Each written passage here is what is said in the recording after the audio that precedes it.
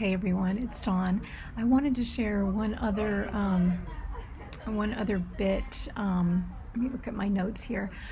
Something that I've always kind of seen in my soul since I was really too young to speak, and this feels very pertinent to this time. Again, not sure that this will actually happen physically in the skies, cosmically, but I just wanted to share it with you because I had some clarity that came through a couple of things that I saw online about a month ago, I think, and it was like two very, very different videos, and I let both of those individuals know, but I wanted to go ahead and share it here as well.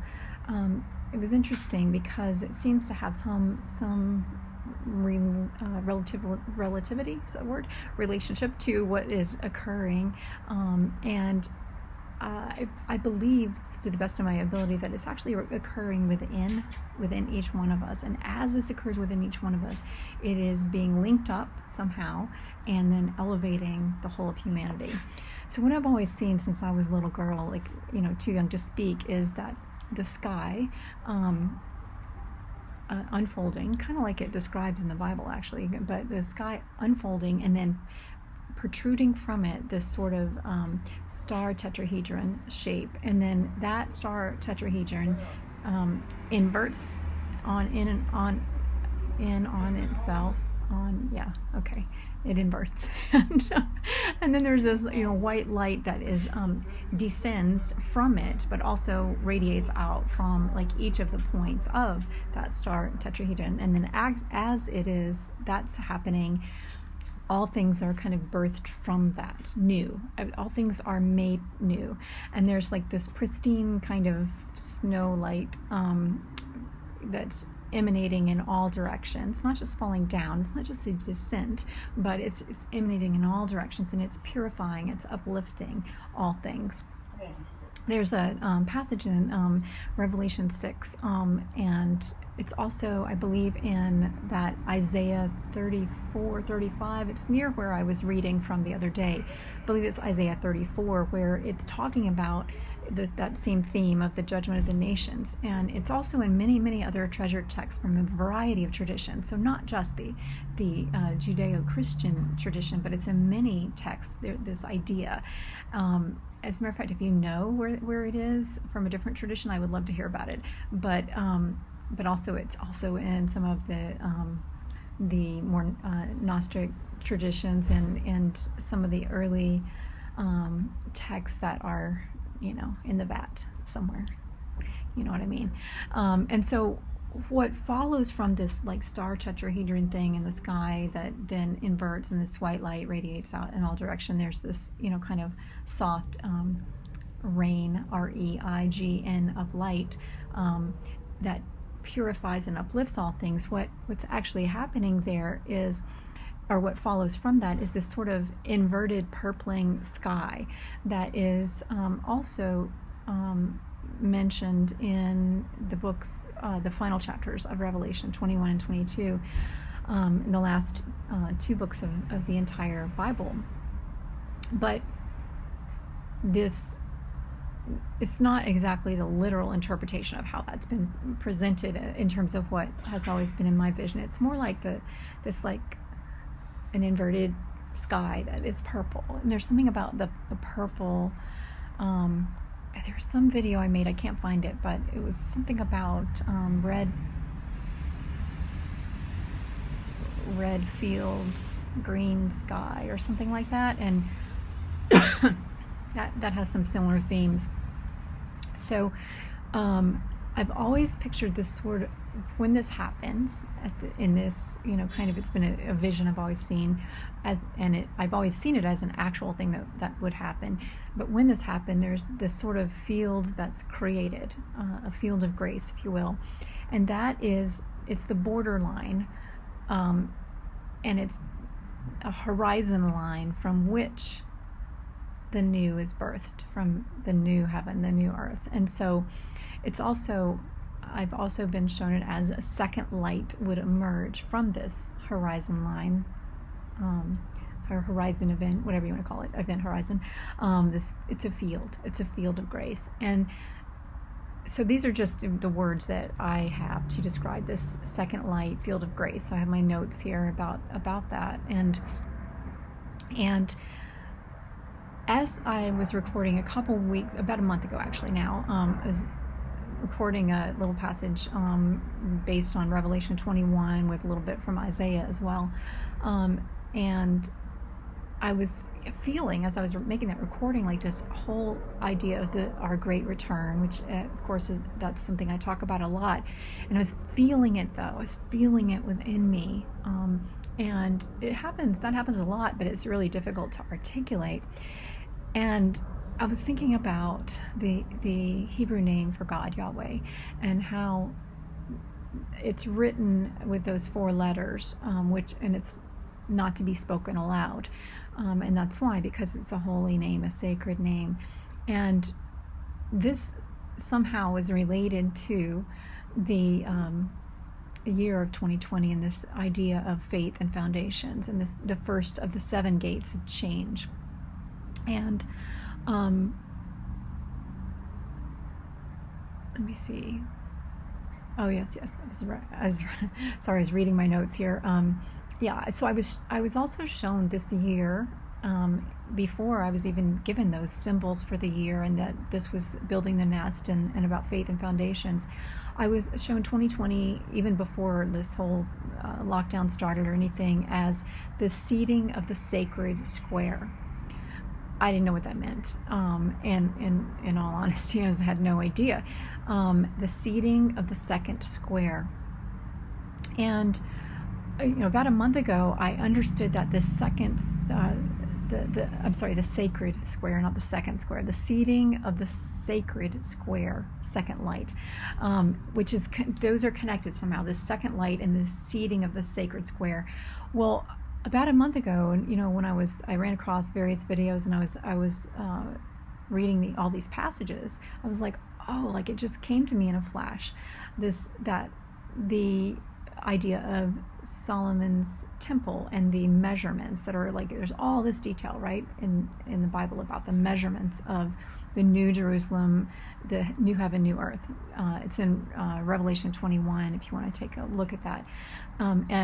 So in this, the measurements, there are 12 gates, there are 12 foundations. The city is laid out as a sacred square. It's a cubic, and there are 12,000 stadio, which is apparently 1,400 miles or 2,200 kilometers. Times 12, it's 1,200 stadia times 1,200 stadia. It's 144 cubits thick with 12 gates, 12 angels at the gates, and it's the city of God. There are jasper walls, pure gold, but like glass. And only what is pure can enter there. And there is no need for temples there, for Yahweh, the Lord God Almighty, and the Lamb, Lion and the Lamb, Yeshua, the Christ, are its light. So I feel like this is all connected. The seeding of the sacred, I keep saying second, the seeding of the sacred square, the second light. Even in that last video, I talked about the propulsion forward and to the hope of 2021. So this rapid acceleration, whatever's happening in October and November in our real world here, that all of it is connected to this.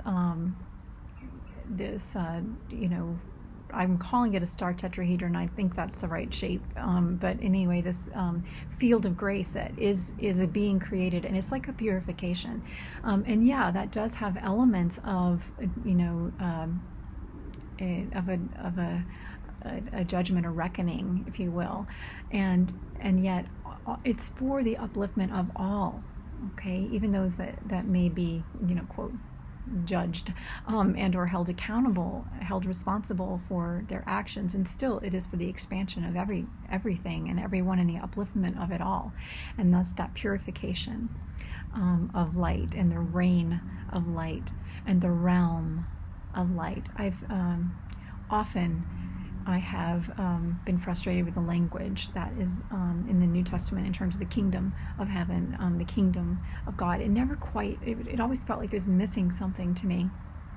And recently, I was brought back to the original text that informed the writing of the Gospels of Matthew and Luke. Mark was written first in time, linear time, and then Matthew and Luke were drawn from a similar source. And those original sayings of Jesus are much more about the realm. The word is realm, not kingdom. The realm of God. I love that.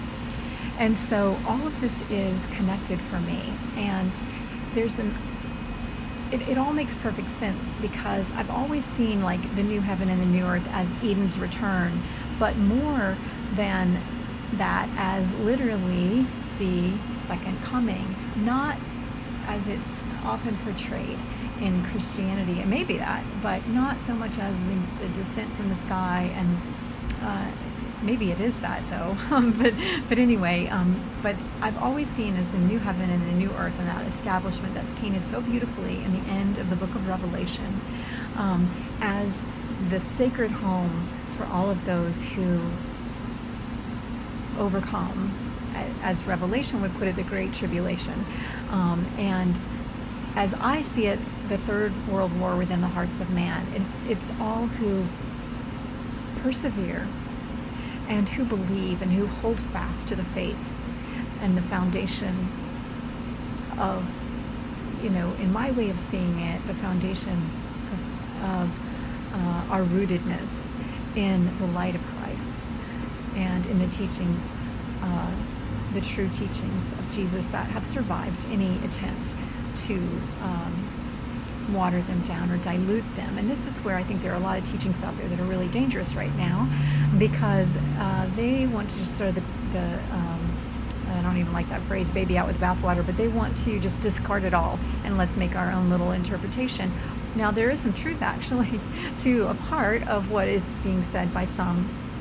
There's a lot of truth in terms of what's being said by some, and then there's partial truth in terms of, but it's dangerous because it is, it's veering off from the foundational truth and the true teachings. And just because those have been corrupted through time and or co-opted is not a reason to simply discard them at all. And so back to my point, I have always seen this new heaven and this new earth as, yes, Eden's return, but also the opening of a sacred home. And it's like this redo of Solomon's temple, like the actual structure of it, but in a light form. And I've always, let me just look at my notes here. Oh yeah, okay, I wanted to say one more thing. That field of grace, that horizon line, that event horizon, it's here in my recent understanding, it's here where that new heaven and new earth come together, and they emerge from, are birthed from this field that's created, and it's where the infinity fields meet. It's the lining up of those things. And I've seen that as each one of us becomes more aware of the fullness of our experience and what we're really here to receive, and that we are deserving of stepping into that new heaven and that new earth. As each one of us does that, it's almost like a click into place of, click, like and as that happens, there's the wheel in the sky, the wheels in the wheel and they're already in motion, right? They're already in motion, those 5 wheels in a wheel. I talk about that in the opening to the 12 diamond dimensions. Those 5 wheels in a wheel, them being in motion, are what is propelling us into the 7-year transition into this passage into a new society and into a new era rich in love. And so where these infinity fields meet, and that happens as each one of us steps into, I guess you might call it, our mastery, our true self, our whole self and our soul self, and allows allows for this process of purification that is occurring, then the return of Eden and the return to our pure hearts occurs in the moment of the now, because that moment of the now is always our next opportunity window. And so to me, this is a transfiguration of humanity itself that begins with a reconfiguration of our own human template, each individual, and an expansion of our awareness of who we are collectively and who we are at home in the heart of God. So I hope I'm tying some threads together. I know I've been sharing so many things and they've been they feel kind of disjointed, but it's all one thing. So to me, this is what's happening right now. And it's also connected to this idea of all things being brought to light, meaning all of the atrocities against all that is pure and innocent. And I feel this cleansing and this healing of the nations, and it happening within every fiber of my being. And I think it's happening within each one of us in very different ways, perhaps. So it's a cleansing and a purification. And I have always associated the way that we are held within this infinite grace with the void, with this, kind of, I've referred to it as a borderline, but it's really that line where the infinity fields meet is a void. And when we try to avoid things in our lives, we are not allowing for the experience of the recreation. Because, and that's why, actually, that's what is going to allow this pivotal transformation of humanity as those of us who are called to this experience. And I think all have the capacity. But those of us who choose to make that choice we're allowing for that transfiguration within us, and that allowance is what is going to be the rocket fuel that will propel us into a place of such hope and love, faith, hope, and love. This is where we're going back to, and it's where we've always belonged, and we've always been held within it. And so when I talk about rocking in the cradle of a new civilization and a new agrarian society and a new era rich in love, I'm talking about this experience that is within each one of us. And this is what allows for the elevation of our experience of what it means to be human. And as a part of that, things are falling away and being exposed and coming to light. But I hope you're picking up on a little bit of the joy side of this, in terms of, because it can be really heavy and dark, right, when we're talking about the exposure and what's required. But there's a path forward for everyone and for all things if that choice is made. And that's a very individual thing. Last thing I wanted to touch on was that those wheels in a wheel in the sky. So I first of course I've been familiar with, that's in Ezekiel, if you look at his wheels in a wheel, the book of Ezekiel in the Bible. But also I first experienced this in terms of a more collective cosmic level back in 2012 when I literally heard the turning in the sky, like it was this awful sound, but also I knew it was like a cue, like, oh, it's happening now. And I remember when I drew the Star of Wonder, when I wrote down the C symbols that I was given for the 7 years, and it was described to me as the 5 wheels in a wheel were held within and emerging from this Star of Wonder, this multidimensional star shape. I had not really understood completely, but I now see that as connected to what some have referred to as the Star of Bethlehem, the ship in the sky, Star of Bethlehem, and the Star of Bethlehem that is written about in the Bible that led the wise men to Jesus. So I will leave it there, but there are many ways of seeing that metaphorically and experientially, and it doesn't negate the literal translation either. So just want to invite us to seeing that it's all connected, and it's all so beautiful. So yeah, I used to, when my son was little, I used to watch these science shows with him, which I loved, about the birthing of stars from so-called black holes and the void that was there. And it would bring me such peace. It was weird. We would be watching these shows about exploding stars, and it would bring me just like to a peaceful state within me, which has been a challenge in my life. Anybody who knows me knows that, like, peace is not my forte. I have my strengths, but peacefulness is something that I only have experienced at moments, usually in solitude in nature, and sometimes with animals, but rarely with humans, and rarely just in daily life. But I watch these black holes and the birth of stars, and I would just have such peace. And I feel like that's connected to this time right now, October, November, December, this last quarter of 2020, which has been such a year of transition. And the good news is that, where I think that some of the chaos may continue, it's an unraveling. And so, as opposed to ratcheting up to this cataclysmic event, there may be a cataclysmic event, but I feel that there's an unraveling of all that has not served, and an untangling, and a beautiful, beautiful tapestry of timeless truth that is being woven by each one of us who chooses to say yes to our lives, to go back to where it all started for me back in, or at least when I publicly started talking about this back in, it was a transition between 2009, and then there was the pivotal moment for me of 2011.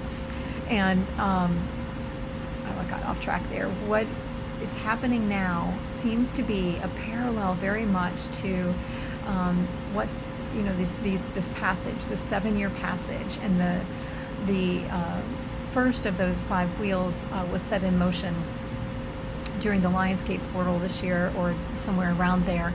And the 7 gates that are being opened in these 7 years are that passage to a new society, and all of it is connected to the internal passage that we are each making as a soul, that we chose to make long ago, before we came to this or before we were introduced into this particular aspect of our soul's experience that we call life, which is precious and beautiful. And this is what the journey is all about, the experience of the full experience of what it is to be who we are individually and collective, and to make this passage. And it's a joyful one. It's beautiful unfolding, and the birthing of all things new it's something we can tap into in any moment. So all of this feels very significant in terms of the New Jerusalem, the new heaven, the new earth. All of this, the sacred experience, and the fullness of time, the fullness of experience. And all of this has been, it's hidden in plain sight. It's there, and it's told through time. The story is right there to be received, not just in terms of what was written, but in terms of our actual experience here and now. And so there is a reclamation and a purification and a, what do you call it it's in chemistry, when you burn off the impurities. I can't think of the word right now, but that's what's happening. And so in this burning off period,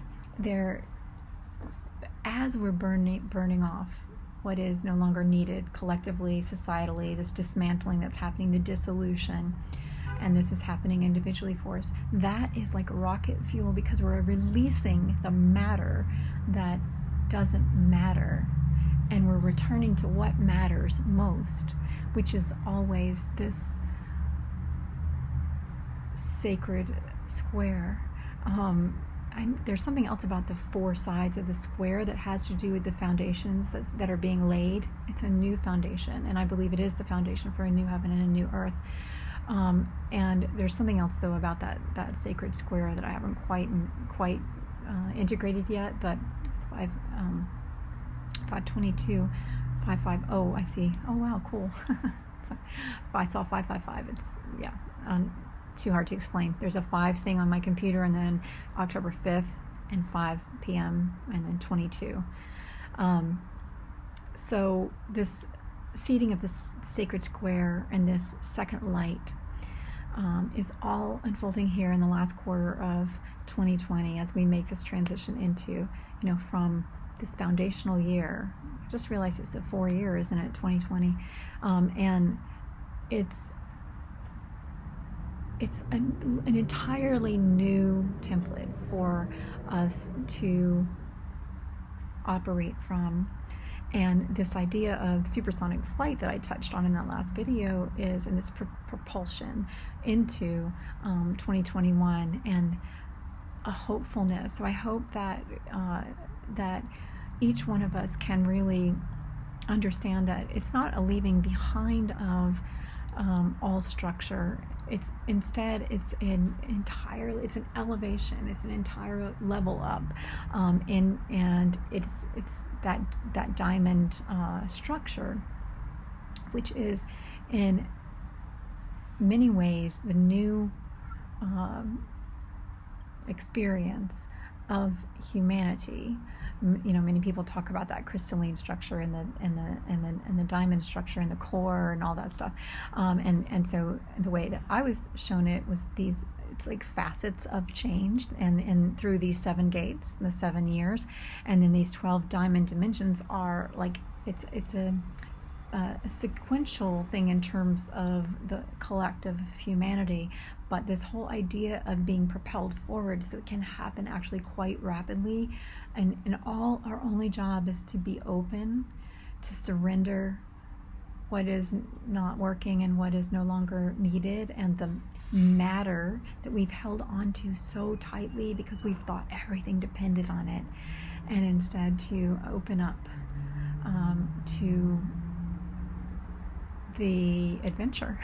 I want to say it's an adventure. It's like a daring adventure with the new. That is a acronym.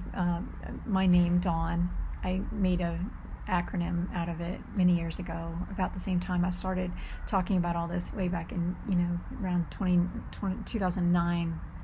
Yeah, it was 2009, because I took this course on this creative thing, and I made an acronym, Daring Adventures with the New, and that's how I wanted to live my life, Dawn.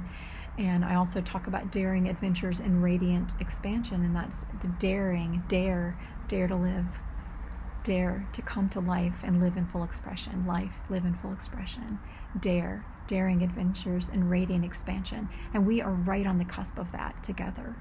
So I hope you can feel like the new energy that I'm feeling with that. And there's so much more I could say, but I want to stop there because it's getting a little cool out here, even in Georgia. And so one more thing, the shape that I was always shown,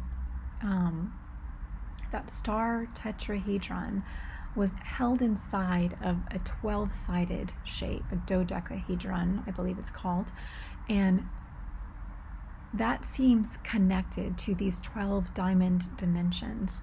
And again, we ourselves, individually and collectively, are held within that. So it's like not an external, it may be an external, but not just an external, what happens in the skies. It is within each one of us. And that transformation, the transfiguration that is occurring within each one of us is then, it's not just a ripple effect, it's literally that event horizon, and where those infinity fields meet and come together, and there is a convergence, and then from that convergence, that radiant expansion of our experience together. And it is what sets in motion that revolution of love. It is what what allows us to access in a new way are the particular light that we ourselves are here to bring forward. It's what allows us to connect to the essential story of life that is held within our hearts, and that as we do those things, we are able to usher in a grace-filled, unique and grace-filled revolution of love. And those three are made possible when we know ourselves as light and life and love. And those three aspects of which are the substrate of life itself and held within our hearts, it's in that core, and from that expands out these 12 points, and then that is the seeding of the sacred square. Okay, I'm gonna go now.